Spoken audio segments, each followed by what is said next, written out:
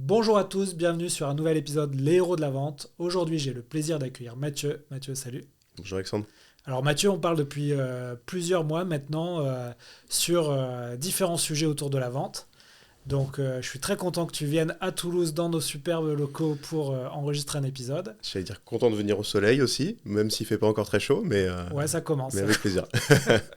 Mathieu, je vais te poser la question que je pose à tous les invités au début de ces épisodes de podcast. Pourquoi aujourd'hui les auditeurs, c'est intéressant de prendre un peu de temps pour t'écouter parler d'un sujet autour de la vente? Et moi je pense que j'ai un profil un peu entre la technique, parce que j'ai fait une école d'ingé, et donc j'avais démarré en tant que développeur, et puis après je suis passé finalement très vite dans le commerce, donc en tant que commercial, puis manager d'équipe commerciale, donc entre 3 et 10 personnes, pour finalement être retourné un petit peu dans les sales tech, parce que maintenant je fournis des outils pour les équipes commerciales. Oui, et tu travailles aujourd'hui chez Elisphère. Est-ce que tu peux expliquer rapidement ce que fait Elisphère? Oui, absolument. Aujourd'hui, je suis project manager donc chez Elisphère. Elisphère, hein, c'est une société qui est spécialiste de la donnée de société, justement, et notamment dans les enjeux qu'elle répond, donc fournir des solutions pour les équipes commerciales et marketing. Ok, très bien. Et quand on s'est connu, tu travaillais chez Sparklane. Exactement, donc Ok. qui a été racheté Qui a été racheté. par Elisphère, et donc les entités ont fusionné. Ok, super. Aujourd'hui, tu voulais justement donc, nous parler du sujet de la donnée, hein, qui est un sujet fondamental quand on est aujourd'hui commercial. Et tu voulais nous expliquer comment orchestrer la donnée avec l'IA, qui est le deuxième sujet hyper important en ce moment. Pourquoi tu voulais nous adresser ce sujet? Bon, je pense que c'est des sujets qui sont globalement assez intéressants, et puis bon, on en parle forcément beaucoup en ce moment, surtout de l'IA. Et je pense qu'il faut absolument lier les deux, parce que l'IA, donc sans data, globalement, ça se dit de plus en plus, mais on voit que ça marche pas ou que ça marche moins bien. Et c'est ce qui va rendre la pertinence en fait, de ce qu'on va produire et qui va permettre qu'on va pouvoir aller plus loin et pousser la donnée. Ok, très bien. Chez Elisphère, donc aujourd'hui, j'imagine que vous devez produire de la data, mais aussi des outils IA, c'est ça pour vos clients? Exactement. Ok. Euh, on est avant tout, et on était avant tout historiquement donc producteur de données. Et finalement, on a intégré, on va pouvoir le voir par la suite, hein, mais l'IA dans pas mal de nos process, que ce soit pour directement traiter, travailler la donnée, mais aussi à terme utiliser, que l'IA utilise directement cette donnée pour fournir des réponses à nos clients. Ok, très bien. Donc là, aujourd'hui, l'idée de l'épisode, c'est de justement donner des pistes hein, aux auditeurs pour manier ces deux choses-là. Donc on a préparé plusieurs parties pour essayer d'adresser un maximum de sujets dans ces thèmes-là. La première partie, tu voulais nous parler notamment du sujet des signaux d'affaires. Et tu voulais nous expliquer en gros que chaque donnée est un signal d'affaires. Qu'est-ce que tu entends par là? C'est vrai qu'on en a déjà parlé dans le podcast. Et j'ai l'impression que c'est bien de le répéter parce qu'aujourd'hui, pour faire de la bonne prospection, c'est un sujet qu'il faut maîtriser. Oui, absolument. Et pour avoir justement écouté quelques épisodes du podcast, en fait, ce que j'ai voulu avoir pour aujourd'hui une approche un petit peu différente. En fait, on parle beaucoup de signaux d'affaires. Est-ce que c'est un signal fort, un signal froid? Et en fait, moi, je voudrais rentrer peut-être toute la donnée finalement comme un signal d'affaires. Historiquement, on prospectait. En fait, on récupérait alors les informations, des données, des informations, de par des actions qu'on faisait, peut-être avec notre réseau, des clients, on demandait des références, ce genre de choses. Et en fait, en soi, cette donnée, puisqu'on l'active, ça en fait un signal d'affaires. Finalement, ça en fait une donnée pertinente et donc un signal parce qu'on l'utilise. Ok. Est-ce que tu peux donner des exemples? Ouais, non, tout à fait. Justement, je parlais des prises de référence, mais c'est aussi, euh, on avait, et quand j'ai commencé à prospecter, en fait, on traitait beaucoup moins de données, en fait, et on s'accrochait à chaque donnée. Je prends un journal, je lis un article, ça me parle d'une société que je connais pas, je vais aller voir peut-être combien ils sont, ce qu'ils font, est-ce que ça ressemble à mes clients, et en fait, ces données-là, on les reconstituait, ou on les faisait unitairement en fonction de quelque chose qu'on voyait, qu'on anticipait. On discutait avec nos pairs, peut-être, des échanges avec d'autres commerciaux qui nous parlaient d'une société. Et en fait, on faisait comme ça beaucoup de petits rebonds sur des actions du quotidien. Je ne dis pas que ça se fait plus, mais je pense que le traitement de la donnée, il s'est très vite sur les années passées, donc intensifié. Et on parle beaucoup de signaux pour l'actualité, hein, mais chaque donnée, finalement, a une durée de vie dans notre référentiel personnel. Ok. Et est-ce qu'on n'a pas justement une problématique aujourd'hui d'avoir beaucoup de données et de savoir traiter la bonne donnée dans sa prospection?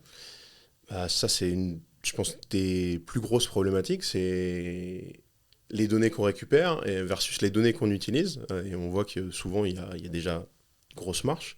Et donc, la problématique va être très axée sur la qualité de la donnée. Est-ce que je vais voir, moi, la pertinence de la donnée en tant qu'utilisateur, en tant que commercial? Parce qu'en fait, à force d'avoir énormément de données à consommer, peut-être qu'on passe à côté de certaines, on ne voit pas la pertinence de d'autres. Et c'est toute cette partie-là sur laquelle on peut, à terme, hein, se faire aider par l'IA. Ouais, alors j'imagine chez Elisphere, vous aidez justement vos clients à faire ça, à bien segmenter la donnée, bien la traiter, et vous le faites aussi avec vos commerciaux. Est-ce que tu peux donner quelques bonnes pratiques que les auditeurs peuvent copier sur, bah, je sais pas, par exemple, la segmentation de la donnée, comment tu attaques tes cibles avec de la donnée, par exemple? Oui, absolument. Euh, je vais prendre un petit peu d'eau. Vas-y, vas-y.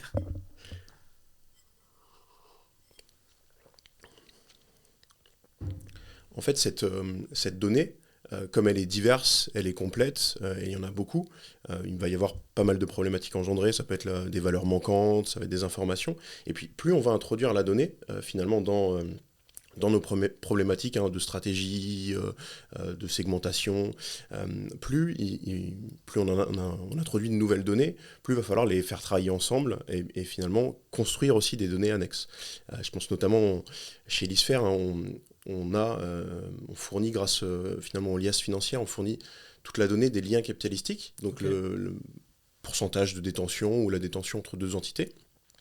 Ce qui nous permet, en fait, quand on crée, nous, des portefeuilles pour les équipes commerciales, de s'assurer qu'on n'a pas je sais pas, 10, 15 commerciaux qui travaillent, en fait, l'ensemble des entités d'un même groupe. Tout le groupe et toutes les sociétés d'un groupe, je sais pas, le groupe Vinci, par exemple, on va les attribuer à un même commercial qui va être, là, par exemple, au grand compte, hein, pour nous, mais ça peut être après la segmentation qu'on souhaite.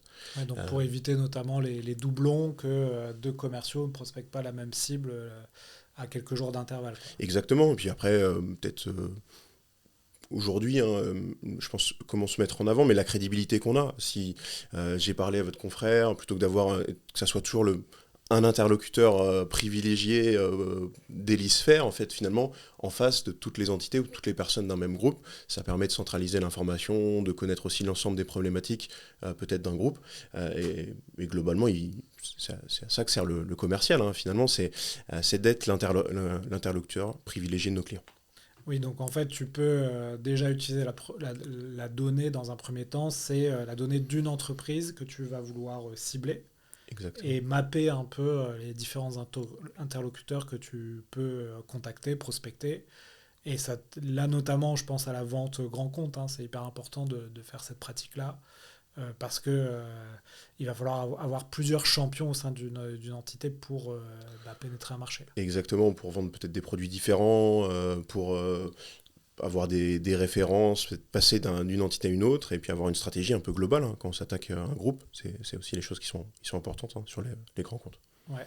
Comment tu peux aussi exploiter ces données pour faire tes études de la concurrence ou tes études de marché, Ouais, affiner les secteurs que tu vises? je pense que ce qu'il faut voir aussi dans l'évolution de cette donnée, c'est qu'avant on avait très peu de données. Je faisais une étude de marché, ou même on parlait de segmentation juste avant, je le faisais sur trois, quatre données, code NAF, effectif, chiffre d'affaires.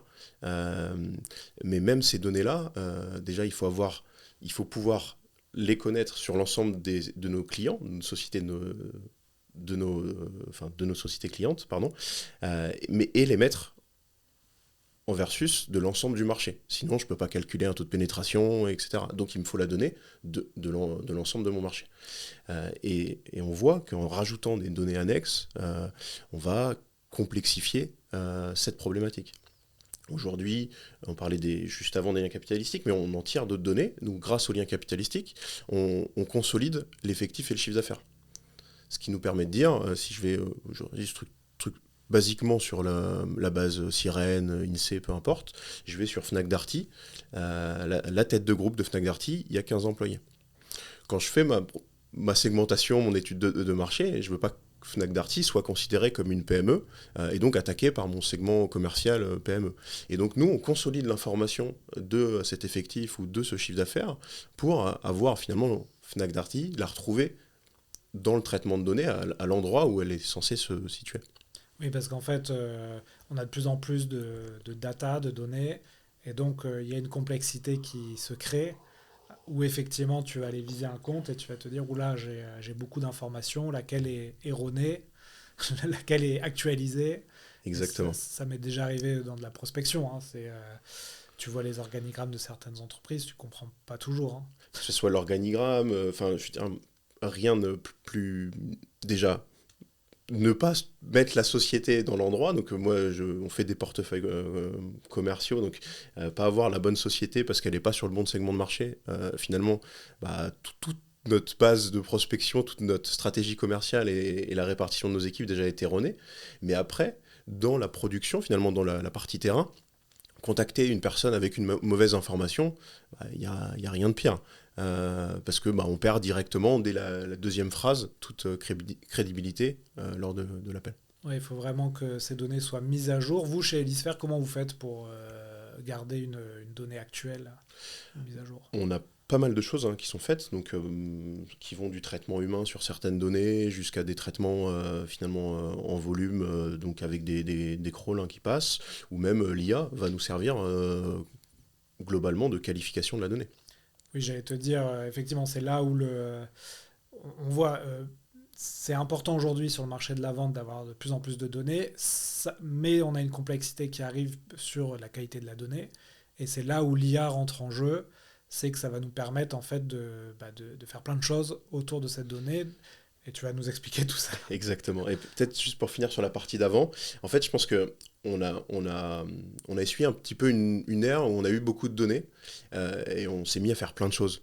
Je veux du ciblage sur toutes les DAF de toutes les sociétés françaises et puis après on fait du mass mailing, du mass market et on a peut-être pour certaines sociétés cramé entre guillemets de la crédibilité, du lead, ce genre de choses. Et on a passé une ère où on est passé de très peu de choses, parce qu'on le faisait très manuellement, à regarder dans un papier, à demander à un client, j'ai beaucoup de données à traiter, donc là on arrose, et je pense qu'on va arriver maintenant sur une phase de structuration, d'importance et de qualité, qui nous permet finalement de revenir plus proche peut-être du fond du sujet, qui est la valeur humaine, le commercial, au centre finalement de nos actions. C'est vrai qu'on en parle pas mal dans le podcast. Hein. On arrive un peu à la fin, en tout cas on espère, du mass mailing, du mass phoning, etc. Notamment avec tous les robots qui empêchent ça. Et donc il va falloir avoir une approche beaucoup plus fine, beaucoup plus chirurgicale dans la vente. L'IA va nous aider. L'IA aussi, on va dire, c'est contrepartie. C'est que tu vas aussi avoir des messages mal faits par des IA. C'est ça. Et donc il faut savoir combiner les deux. Si tu veux, on peut donner un peu les cas d'usage qu'on va pouvoir donner aux auditeurs sur l'IA et la data. Ouais. Du coup, le premier cas d'usage que je vois et dont on a parlé en off, c'est notamment cette fameuse qualité de la donnée. En fait, l'IA va te permettre de vérifier pas mal de choses. Exactement. Nous, on utilise beaucoup l'IA finalement pour... on va traiter énormément d'informations et pour qualifier cette information.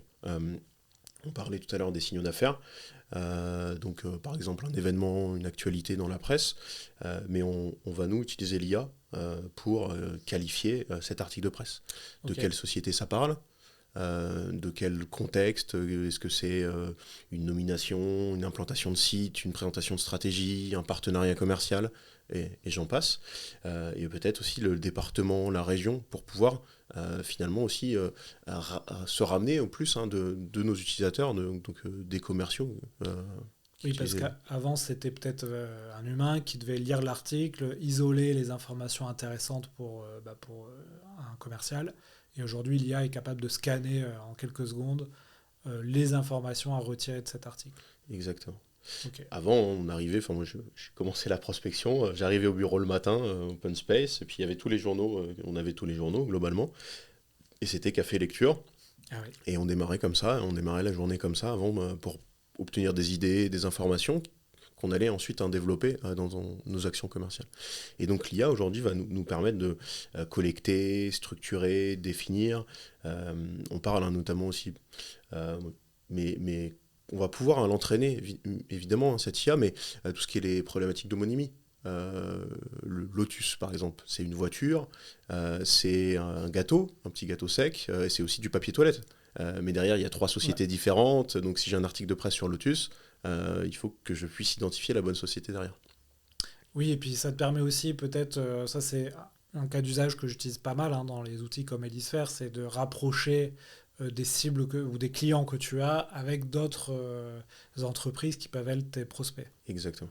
Et ça peut se faire assez facilement. Ouais, c'est facilement. Enfin, et en plus de ça, je pense que l'IA permet en fait, finalement, d'avoir des leviers. Je suis marketeur, je suis responsable marketing, je fais un ICP. Je vais peut-être le faire sur 3 à 4 critères. Et je vais passer à côté d'informations que l'IA, plus on lui donne de données à consommer, plus elle va pouvoir en tirer finalement des choses pertinentes. Et on s'aperçoit que comme ça, peut-être des choses qu'on n'avait pas pensées, on s'aperçoit que sur nos clients, plus il y a d'établissements, donc de sites physiques, plus ça permet de dire que ça se rapproche de notre lookalike, cœur de cible. Et donc, bah, évidemment, si on le reproduit sur nos clients, on peut le reproduire sur nos prospects. Et l'IA, elle va le faire sur l'ensemble des données qu'on va lui mettre à disposition. Elle va finalement en tronquer qui ne sont pas pertinentes, et puis elle va permettre de mettre en avant celles qui vont ressortir le plus souvent, finalement, dans l'information. Et comment vous gérez, même si on en parle un peu moins en ce moment, les fameuses hallucinations des IA qui peuvent par exemple générer une information en fait qui est erronée?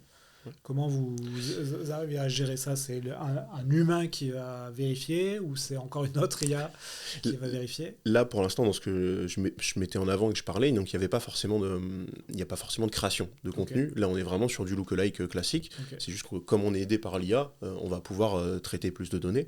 Et puis, évidemment, s'il y a des données qu'on ne trouve pas pertinentes, on peut nous les... Parce que l'IA va ressortir l'ICP, puis après, moi, je peux enlever certaines choses que je n'ai pas envie, finalement, dans mon lookalike. Ok. Ok. Et vous avez quand même la génération de données par des IA ou c'est vraiment je récolte de la donnée, je la mets en forme? Ouais, on en fait forcément, parce que toute la structure, et finalement, et on s'en sert justement pour qualifier cette donnée, problématique qu'on rencontre et qu'on rencontre beaucoup, le code NAF, donc l'activité d'une société, ou même la définition de que fait cette société, quelle est son activité réelle. Donc historiquement, on utilisait le code NAF, qui était déclaré dans des déclarations BODAC, et ainsi de suite. Et puis, pour aujourd'hui en France, 13 millions de sociétés, on s'aperçoit qu'on va avoir forcément des trous, code NAF holding, et ainsi de suite. Et grâce à l'IA, on va lui donner de l'information pour qu'elle puisse reconstruire, redéfinir l'activité réelle. Comment elle se décrit sur son site web, qu'est-ce qu'elle met sur son LinkedIn, comment elle s'est déclarée au BODAC. Et en fait, grâce à ça, on va peut-être définir des produits, des services vendus et uniformiser une description réelle de son activité, qu'on ensuite peut retranscrire, réutiliser dans des ciblages, des lookalikes, je veux les similaires d'une société. Au lieu de regarder le même code NAF, je vais regarder les produits qu'elle vend, ou je vais regarder comment elle se décrit. Ce qui va permettre finalement d'affiner beaucoup plus l'information. Très bien, donc le message vraiment pour les auditeurs, c'est aujourd'hui avec les outils IA, vous pouvez orchestrer justement, c'est le titre de l'épisode, de la donnée de telle manière à que votre prospection soit hyper ciblée, hyper pertinente. Et justement, c'est un peu notre dernière partie, comment on fait pour rentrer ces outils-là dans des process commerciaux, que ce soit dans l'acquisition de clients ou la gestion de clients. Oui, absolument. Donc sur ces parties-là, et là on va pouvoir finalement comment je vois l'IA au service du commercial ou des commerciaux. Finalement, c'est l'IA pour soit mettre en avant une donnée qu'on n'avait pas bien vue ou une donnée qui est plus pertinente que notre, ou finalement donner des tips sur quelles données utiliser et comment l'utiliser. On utilise nous l'IA dans ces cadres-là, hein. Alors, on va arriver juste après sur la génération de contenu, mais même avant ça, on fait tout ce qui est priorisation donc de liste de prospection. J'ai mon marché, je suis sur l'Occitanie aujourd'hui, de 10 à 250 employés, peu importe. Il y a 5000, 7000 sociétés, je ne sais pas, mais par laquelle j'attaque, laquelle je commence, par laquelle je termine. Et l'IA peut, grâce à ces recommandations, donc les sociétés qui ressemblent le plus à mes clients, sur lesquelles moi je vais avoir des actualités que je trouve pertinents par rapport à mes produits. Et aussi, est-ce que j'ai déjà identifié les interlocuteurs qui sont les miens en fonction des produits que je vends.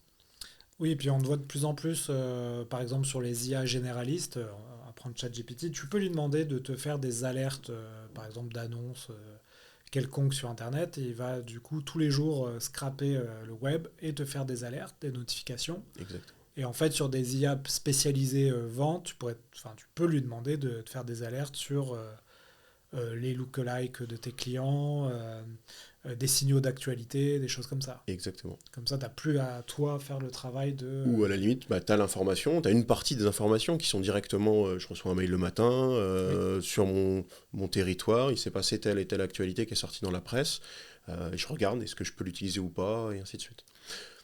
Ou même pour un commercial, là on était sur l'acquisition, mais je suis commercial et je suis gestionnaire de portefeuille. Et donc, je vais avoir, je sais pas, 200 clients à gérer, à surveiller, à suivre. J'ai une alerte qui arrive le matin. Il s'est passé telle actualité. Mon client s'est fait racheter par une structure. Quelle incidence ça peut avoir sur mon business. Déjà, il y a l'information en tant que telle. Et il y a est-ce que j'arrive à l'exploiter. Je vends un outil de facturation électronique. On en parle beaucoup en ce moment, mais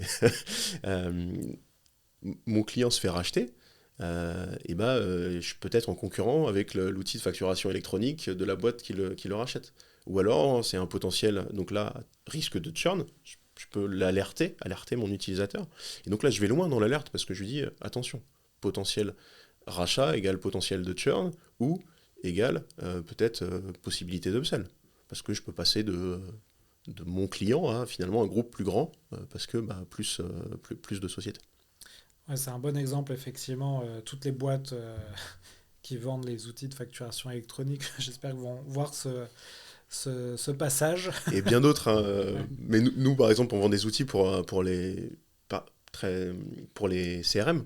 Donc, on a des applications Oui. directement intégrées dans les CRM. Donc, on est sur les marketplaces, Salesforce, HubSpot, et ainsi de suite. Pareil, hein, un changement de lien capitalistique et donc des rachats entraîne potentiellement des changements de CRM. Ouais. Ça peut être aussi des recrutements. Par exemple, dans votre cas, un directeur commercial qui arrive dans une nouvelle boîte, il va peut-être te jeter un œil sur le CRM. C'est ça. Donc ça peut Et être... il y a deux CRM différents, on va en choisir qu'un. Donc Mm. plus vite on est alerté, plus vite on peut mettre en place une stratégie de défense pour finalement bah, que mon chiffre d'affaires ne baisse pas, hein, et garder mon objectif et mon CA hein, pour un commercial. Finalement. Oui, et puis si on se met dans la peau d'un commercial qui arrive effectivement le matin au travail et qui a le choix soit d'aller prospecter de manière très froide des boîtes, ses prospects, ou soit de recevoir des informations de son secteur sur certaines boîtes et d'aller justement prospecter de manière un peu moins froide, donc avec cette actualité, ce fameux signal d'affaires, qu'une IA lui aura poussé, puisque l'idée c'est de ne pas perdre trop de temps justement dans la recherche de ces infos. Ben là, c'est ce qu'on appelle le fameux commercial augmenté, hein, c'est qu'il va tout de suite être plus efficace dans sa prospection. C'est ça, je pense lui mettre en avant les sociétés les plus intéressantes parce que ressemblent à mes clients, parce que actualité intéressante et parce qu'on a déjà identifié peut-être l'interlocuteur qui lui plaît ou qui est le bon. Et puis après, on va ordonner. Il me manque une de ces infos, j'attaque déjà les sociétés sur lesquelles je suis sûr que j'ai tout ça. Et puis après, je descends comme ça, finalement, dans ma prospection. Et à la fin, j'ai pas le bon contact, mais en fait, être commercial, c'est aussi savoir appeler une autre personne dans la société et rebondir, hein, parce que c'est ce qu'on a toujours fait et c'est ce qu'on va devoir continuer à faire. Et là, effectivement, la deuxième étape pour ce fameux commercial qui arrive le matin, c'est demander à ces IA spécialisés, OK, qu'est-ce que tu me conseilles comme approche avec la donnée que tu as, rédige-moi un exemple de message de prospection, rédige-moi un exemple de script d'appel téléphonique. Et là, on a tous les éléments pour accélérer son cycle de vente. Exactement. Et je pense qui fait la force, hein, à terme, et ce qui fait la force de l'IA, c'est de pouvoir proposer au commercial finalement des façons d'exploiter la donnée. Comment cette actualité peut avoir un impact ou peut être utilisée lors d'un appel. L'aide à l'appel, finalement, c'est j'ai vu un article de presse qui peut avoir un impact X pour mon client auquel mon produit répond. Et là, finalement, l'IA va pas générer tout le pitch, le séquence d'appels, etc. Mais elle va générer finalement j'allais dire, des phrases d'intérêt, des sujets d'intérêt pour le commercial, pour faire en sorte, en tout cas, de ne pas se faire raccrocher au nez ou de montrer très rapidement la raison de son appel et la pertinence, hein, finalement, de son appel ou des produits qu'il veut vendre et mettre à disposition. Ouais, puis si on continue sur ce cycle de vente, un sujet qu'on rabâche beaucoup aux commerciaux et qui, à mon avis, par de très nombreux commerciaux est esquivé, c'est la préparation du rendez-vous. Parce que beaucoup de commerciaux se disent j'y vais au talent, je connais mon discours, je connais mon produit, pas de problème, je sais à peu près le profil de mon interlocuteur, alors que là on peut imaginer une IA qui en fait vous donne un maximum d'informations d'une manière très visuelle pour avoir une préparation de rendez-vous en quelques minutes. Exactement, et après le commercial choisit, puisqu'en fait il reste maître de la façon dont il appelle, hein. Enfin, Ouais. moi, les commerciaux qui utilisent pas et puis qui font leurs objectifs, c'est très bien et tant mieux. Après, l'idée c'est finalement d'avoir plus j'allais dire d'outils, d'armes pour pouvoir répondre, être préparé et interagir. Je vois que sur les 3 dernières années, l'effectif il a pris 10% par an. Est-ce que c'est quelque chose qui peut avoir un impact sur ce que je vends, est-ce que je peux l'utiliser aussi lors de mon rendez-vous? Et en fait, si graphiquement on fait un petit rapport, je vais en rendez-vous, je l'utilise, des graphiques, des informations qui vont aussi avoir de l'intérêt, comme je disais tout à l'heure, hein, sur et faire le lien avec mes produits, parce qu'en fait c'est toujours ça la grande difficulté, c'est reproduire une victoire passée et comment la reproduire avec un prospect qu'on ne connaît pas ou des cas d'usage. Notre client, il avait tel enjeu, on a répondu. Je vois que vous ressemblez parce que vous vendez les mêmes produits. Est-ce que c'est une problématique que vous avez chez vous? Comment vous y répondez? Et en fait, l'IA va pas faire tout ce chemin-là, mais elle va peut-être mettre en avant que cette société ressemble à mes clients et donc qu'elle a sûrement les mêmes problématiques. Et c'est ces problématiques-là que je vais devoir utiliser pour interagir finalement. Oui, et puis c'est toujours plus facile de dérouler un rendez-vous commercial avec de la donnée de clients qui ont progressé. Alors souvent dans la vente, c'est faire gagner du temps ou de l'argent. Et là, on peut avoir de la donnée à partager à ce fameux prospect. Donc c'est hyper... c'est là on voit l'étendue des aspects positifs de ces gestions d'IA. Ouais. Ouais, absolument. Ok. Et par, je pense, le traitement de la donnée, et puis finalement aussi comment elle s'intègre, et comment, je pense, après aussi, en tant que structure, que manager, on arrive à les intégrer à nos commerciaux. Aujourd'hui, je trouve qu'il y a beaucoup d'IA qui sortent, et qui parfois finalement sont pas utilisés à bon escient.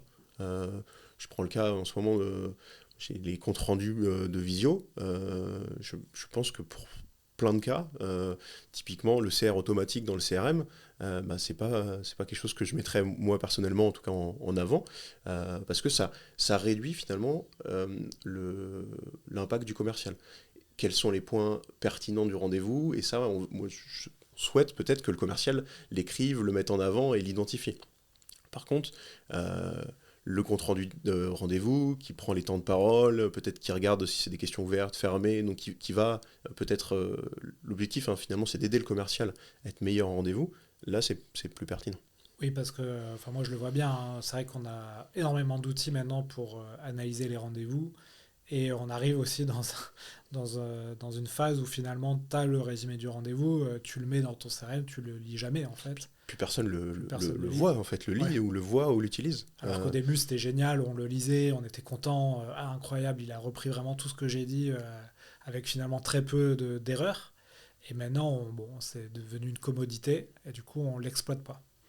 Et la façon dont on l'exploite, c'est ça le plus pertinent. Donc, soit après, on peut le mettre tel quel, rechercher directement dans le texte, ça peut être intéressant, mais finalement, là, c'est plus pour a posteriori. Ouais. Nous, je vois, euh, au début, quand on a eu ce genre d'outils, j'ai le CR qui fait 3 pages et qui arrive directement dans le CRM, qui est envoyé directement à l'avant-vente.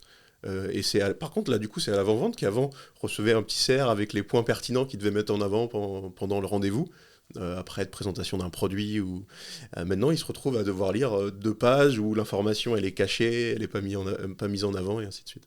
Et Donc ouais, ça peut avoir après des effets de bord aussi sur l'ensemble des équipes associées. ouais. Et vous, en interne, comment vous gérez la montée en compétences de vos commerciaux sur ces outils-là d'intelligence artificielle? C'est question difficile. Ouais, C'est vraiment une question difficile, elle n'était pas dedans. c'est pour ça que je te la pose. Je pense que il faut alors après je sais pas avec quelle casquette je réponds. Je pense qu'il faut faire attention à ce qu'on fait. Qu'est-ce qu'on met dans les mains des équipes parce qu'on s'aperçoit vite que tous les appels d'offres peuvent partir dans une IA générative qui est utilisée à droite, à gauche, et donc toutes les informations même de nos clients peuvent vite partir. Donc la question c'est déjà quel, quel chat GPT, quel OpenAI on leur met à Quel disposition, outil, enfin ouais. quel outil déjà on leur met à disposition, est-ce qu'il est sécurisé, est-ce qu'il rentre dans un process de la société. Et donc est-ce que c'est anonymisé, ce genre de choses. Nous, même pour nos produits, hein, mais on va anonymiser certaines informations avant de les envoyer à l'externe, pour être sûr que le nom, le prénom de nos utilisateurs, la société sont pas envoyés, par exemple. Donc ça, c'est des choses qu'on essaye de faire. Après, on essaye de le faire pour nos clients, pour qu'ils n'aient pas aussi à gérer ce genre de problématiques. Et sinon, la montée en compétences des commerciaux, sur l'IA, je pense que c'est très difficile parce on est en plein dedans et puis on tâtonne. On ne veut pas brider l'utilisation parce que souvent on a l'impression que ça nous fait gagner du temps, on va faire plein de choses et ça, et il en sort des bonnes idées. Il faut peut-être parfois collecter ces bonnes idées, mais à la fois il faut faire attention sur comment on le structure pour pas, comme je disais juste avant, euh, tout l'aspect sécurité autour de ça. Bah, écoute, très bien Mathieu, et ça fait presque 35 minutes qu'on discute. Ouais. Est-ce que selon toi, on a adressé les sujets que tu voulais nous partager ou on a oublié quelque chose et donc On a sûrement oublié des choses que j'avais ouais. notées, parce que j'en avais noté beaucoup. Mais non, je pense que c'est plutôt bon. Donc, pour rappel, hein, donc, ouais, l'IA générative donc, au service, et je pense que l'objectif est, en tout cas c'est le mien, mais j'espère de beaucoup, c'est vraiment au service des commerciaux et comment mettre en avant l'information pour qu'elle soit utilisable et intéressante et pertinente. Euh, et pas traiter plus, massifier l'information, parce qu'en fait, je pense on rentre dans une nouvelle ère qui est un peu la qualité de l'approche qu'on va avoir. Ouais, c'est vraiment le message à retenir de cet épisode. Bah, très bien Mathieu, écoute, j'ai encore quelques questions pour toi. Donc c'est des questions que je pose à tous les invités. Tu verras, ça va assez vite, c'est plus facile comme question. Quoique. Est-ce que dans ta carrière, dans la vente, entrepreneuriat, il y a une chose sur laquelle tu as passé beaucoup de temps et que tu me conseilles d'éviter? Euh, bon, je t'avoue, j'ai essayé un peu de piéger sur cette question.